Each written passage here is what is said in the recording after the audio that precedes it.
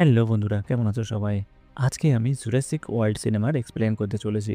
Jurassic world একটি আধুনিক dinosaur theme park যেখানে মানুষ বিনোদনের জন্য ক্লোন করা ডাইনোসরদের দেখতে আসে। এটি ২০১৫ সালে মুক্তিপ্রাপ্ত একটি সায়েন্স ফিকশন সিনেমা যা জুরাসিক পার্ককে কেন্দ্র করে নির্মিত হয়েছে। এটি পরিচালনা করেছেন কলিন ট্রেভরো এবং মূল চরিত্রে অভিনয় করেছেন ক্রিস প্র্যাট ও ব্রাইস ডালাস। জুরাসিক ওয়ার্ল্ড সিনেমাটি বক্স অফিসে ব্যাপক সাফল্য অর্জন করেছিল।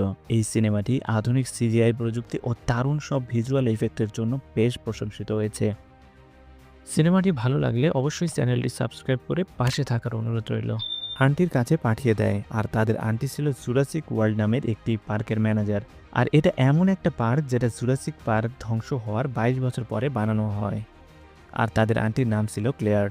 আর এই দিন তার আন্টি প্রচণ্ড রকম ব্যস্ত ছিল, যার কারণে তিনি তার এক কর্মীকে গ্রে এবং জ্যাককে রিসিভ করতে পাঠিয়েছেন।